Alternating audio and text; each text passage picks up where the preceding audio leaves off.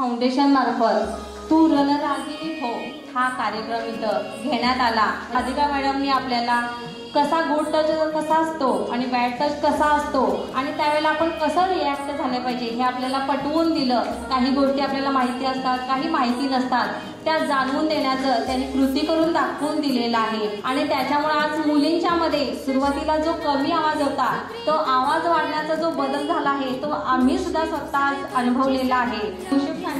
फाउंडेशनची जी सर्व टीम आलेली आहे त्यांच्यामुळे आज खरंच काहीतरी छान असं दिवसभरामध्ये दिनविशेष म्हणून सांगावं लागेल, काहीतरी छान असं आम्हाला शिकायला मिळालं। आमच्या मुलींच्या मध्ये एक नवप्रेरणा निर्माण झाली आणि रस्त्याने तेजस्विनी मॅडमनी सांगितलं की रस्त्याने जाते तेवेळी ज्यावेळेला तुम्हाला मुलं त्रास देतात त्यावेळेला तुम्ही काय रिॲक्ट झालं पाहिजे।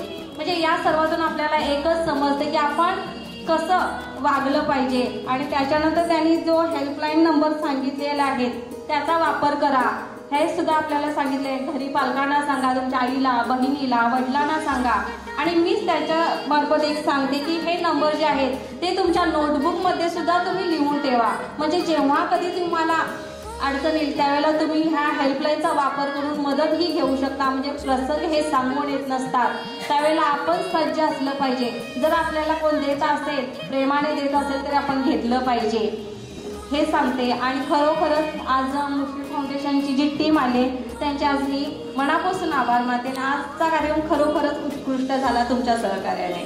धन्यवाद।